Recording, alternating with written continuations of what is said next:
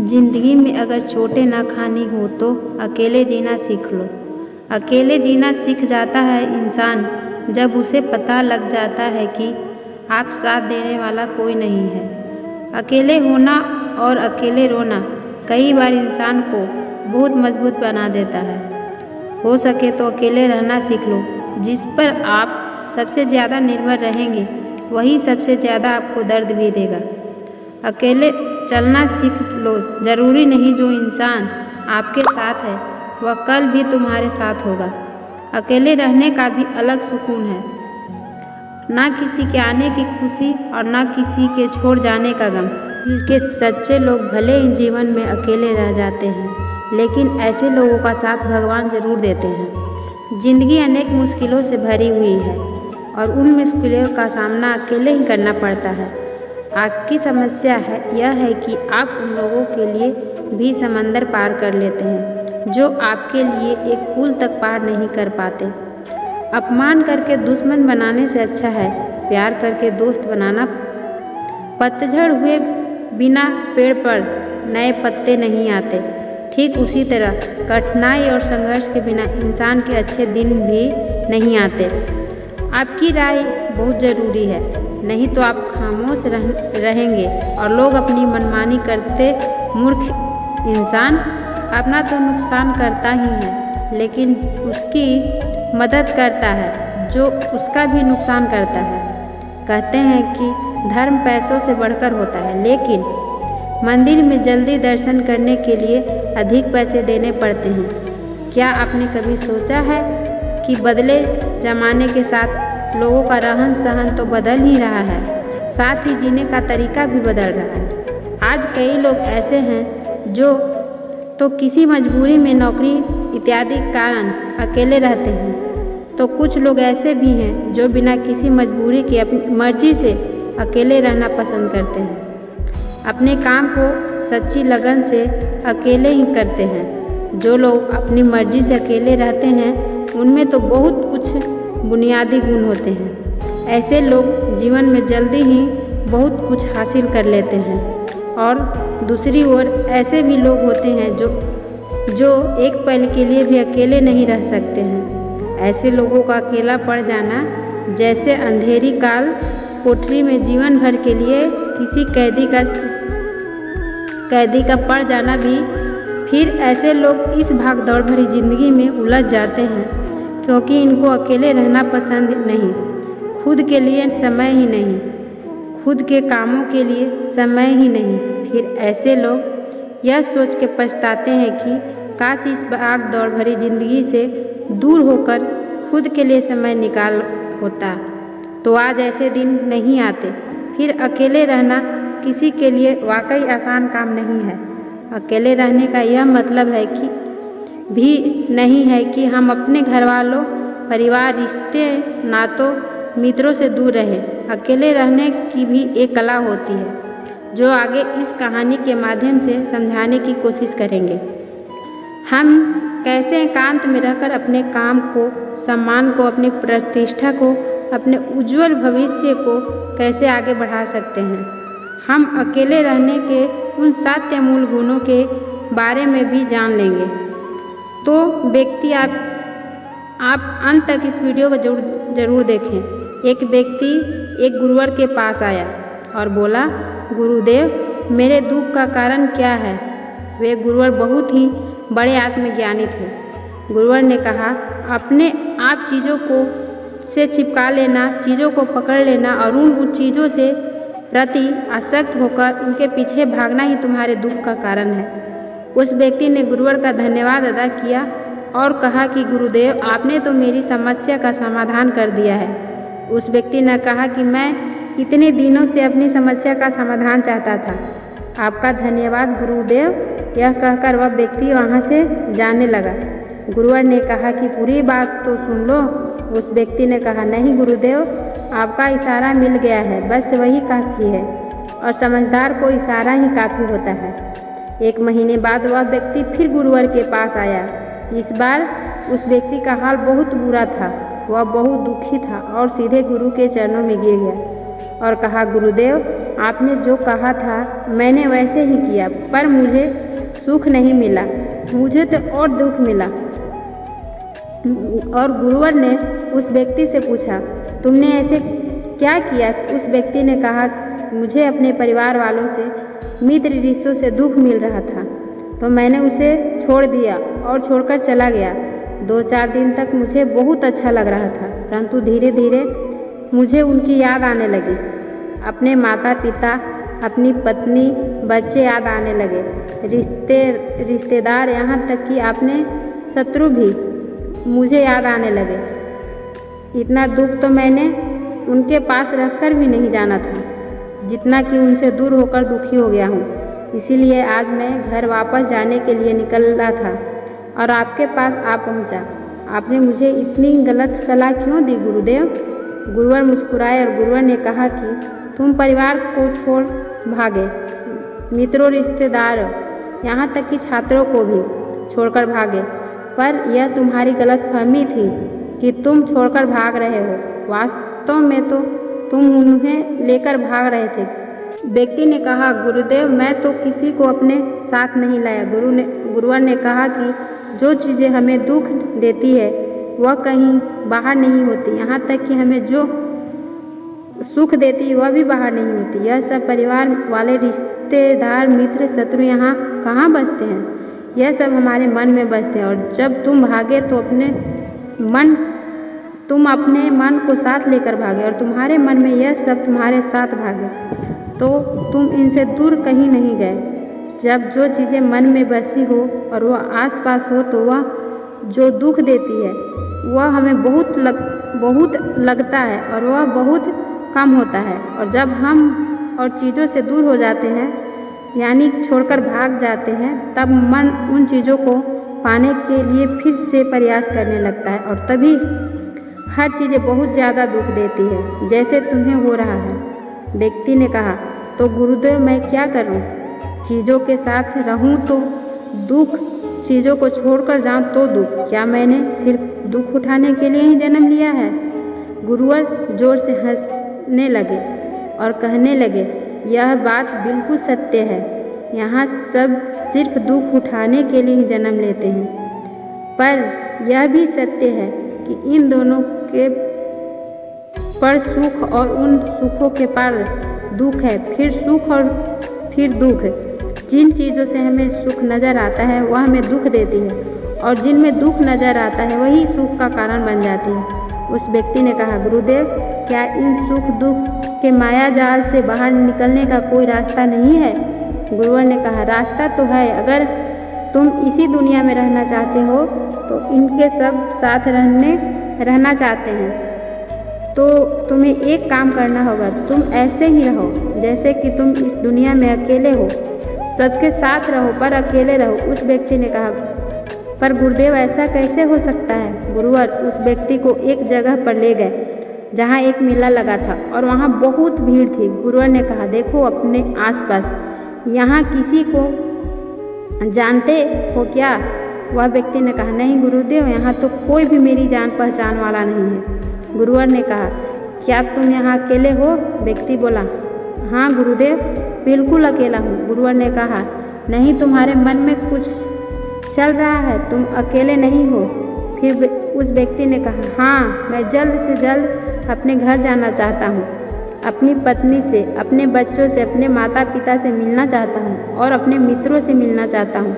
वही मेरे मन में चल रहा है। गुरुवर ने कहा, अब यह सब भूलकर आंखें बंद कर लो, अपना पूरा ध्यान यहाँ होने वाली आवाज़ों पर लगा दो। व्यक्ति ने ऐसा ही किया और जैसे ही अपनी आंखें बंद की और सारा ध्यान वहाँ से हो रही आवाज़ों पर लगा दिया, उसे एक अकेलापन, एकांत महसूस हुआ। उसी लगा कि वह इतनी भीड़ भाड़ में भी अकेला है। सभी आवाज़ों को ऊपर ध्यान लगाने के कारण किसी आवाज़ का कोई महत्व नहीं था, बस आवाज़ें थी और वह था। उसने अपनी आंखें खोली और कहा, गुरुदेव, यहाँ तो मैं बिल्कुल अकेला हूँ, सब है पर कुछ नहीं है।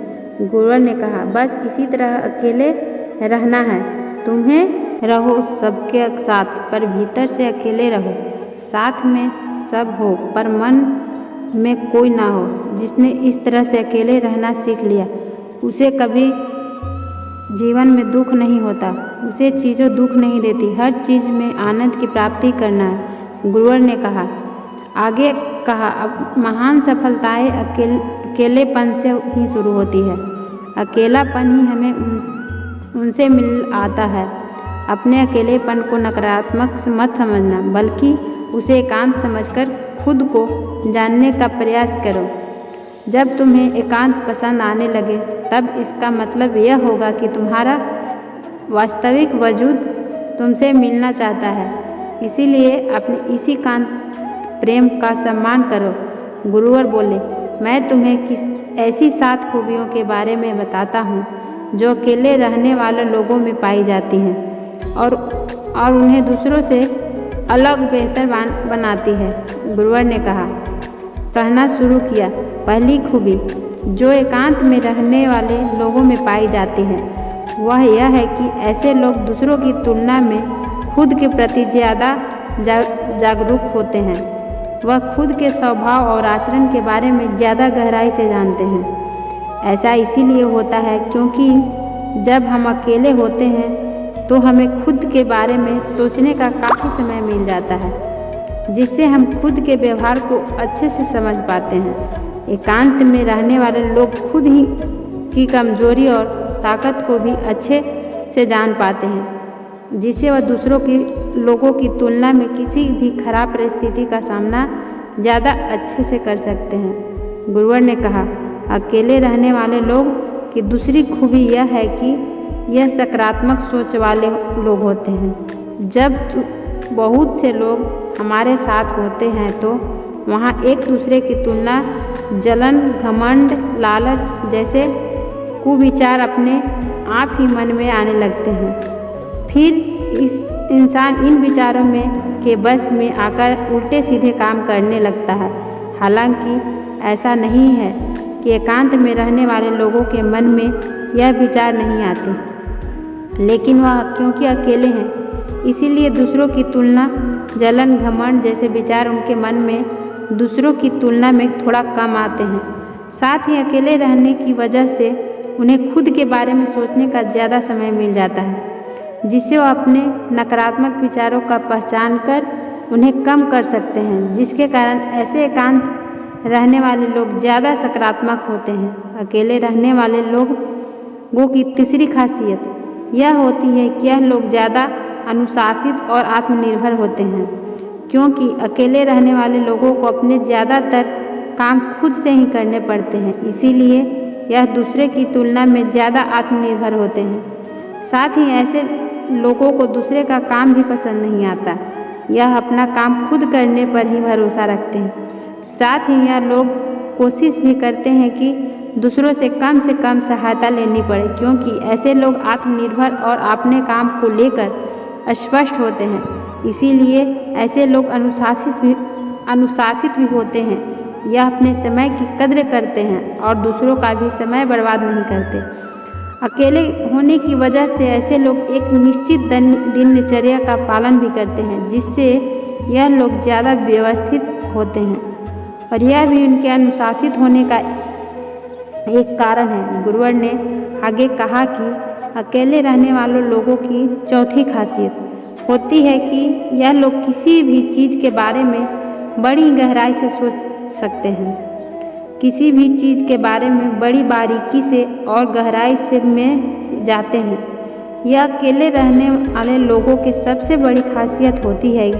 इसीलिए जितने भी लेखक, कवि और बड़े बड़े काव्यों की रचना हुई है उन सभी एकांत में रहना पसंद था, क्योंकि जब कोई व्यक्ति एकांत में होता है तो वह अपने अंदर की आवाज़ सुन पाता है। जितने भी बड़े आविष्कार हुए हैं उन सभी की शुरुआत एकांत में हुई थी, क्योंकि एकांत में रहकर ही किसी भी चीज़ के बारे में बड़ी बारीकी से सोचा और समझा जा सकता है।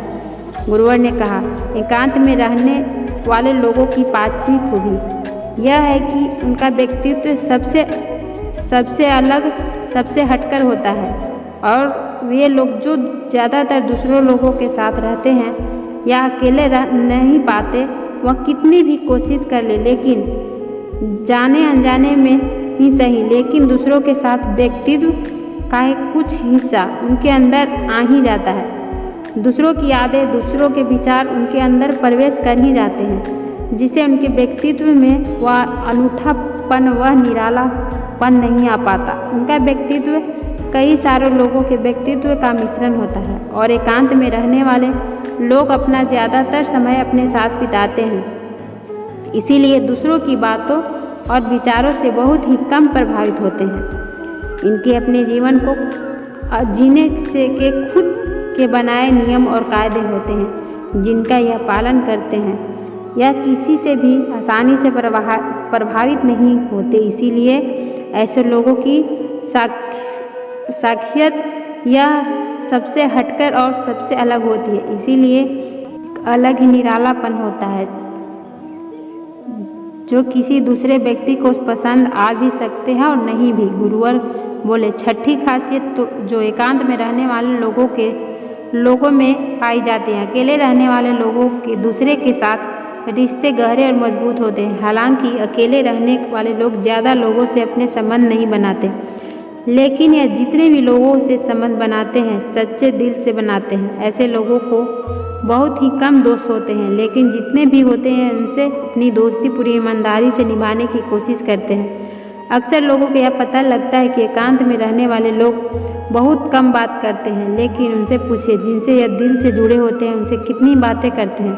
ऐसे लोग इन्हें अपना मान लेते हैं और उनके सामने अपनी पूरी दिल की बात रख देते हैं। अकेले रहने वाले लोग बहुत ही कम लोगों के साथ संबंध तो रखते हैं, लेकिन ज़रूरत पड़ने पर वो अपनी तरफ से पूरी मदद करने के लिए भी तैयार रहते हैं। इसीलिए इनके रिश्ते कम लोगों से तो होते हैं, लेकिन जिनके भी साथ होते हैं बहुत मजबूत होते हैं। सातवीं खासियत यह होती है कि अकेले रहने वाले लोग मानसिक तौर पर और भावनात्मक रूप से बहुत मजबूत होते हैं, क्योंकि उन्हें पता होता है कि अगर आज कोई समस्या उनके ऊपर आ जाती है तो उन्हें अकेले ही समस्या से निपटना पड़ेगा। ऐसा बार बार करने से उनके अंदर खुद से प्राप्ति आत्मविश्वास बढ़ जाता है और आत्मविश्वास वह आत्मसम्मान के बढ़ने से वे मानसिक और भावनात्मक और मजबूत होते हैं। चलते जाते हैं और वे लोग यह मान लेते हैं ऐसी कोई समस्या नहीं जिसे वो अपने दृढ़ और इच्छा शक्ति से के दम पर हरा न सके। और यह एक ऐसी सोच होती है जो दूसरे से उन्हें अलग बनाती है। इतना कहकर गुरुवर चुप हो गए। उस व्यक्ति ने कहा, गुरुदेव आपकी सारा बात ठीक है, लेकिन यह कब कहा जा सकता है कि अकेलापन एक वरदान है। यह सुनकर गुरुवर ने कहा, अकेलापन हमेशा ऐसा ही एक वरदान रहा है। अगर हम इस समस्या को पूरी एकात्मा के साथ उपयोग कर पाए, जब हम दुनिया के लोगों के साथ होते हैं तब हम भीड़ का हिस्सा बनते हैं, लेकिन जब हम अकेले होते हैं, हम खुद के साथ होते हैं, तभी अपने समय का सदुपयोग, खुद अकेलापन, खुद के शौक भी बातों पर अच्छे से ध्यान दे सकते हैं, अपनी कमजोरियों पर भी काबू पा सकते हैं। ऐसा कह सकते हैं कि सच में अच्छाई की राह और इंसानियत की मंजिल भी पा सकते हैं। इस व्यक्ति को गुरुवर की बात समझ आई और वह गुरुवर का धन्यवाद कर अपने घर चला जाता है। इससे कहा, हम इतना तो समझे कि जिन चीज़ों का हम पाना चाहते हैं वह तब तक हमें दुख देती है जब तक कि हम उसे पाना ले, और जब हम उसे पा लेते हैं तब वह फिर से हमें दुख देती है कि हम कहीं हमसे छूट ना जाए, और जब यह हमसे छूट जाती है तब फिर से हमें दुख देती है।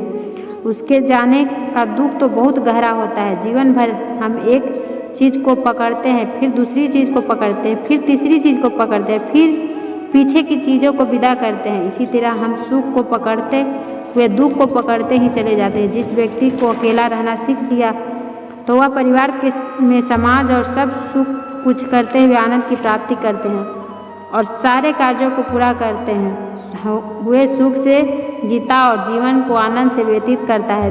दोस्तों, इस वीडियो में बस इतना ही। आशा करते हैं कि आपको इससे बहुत कुछ सीखने को मिलेगा।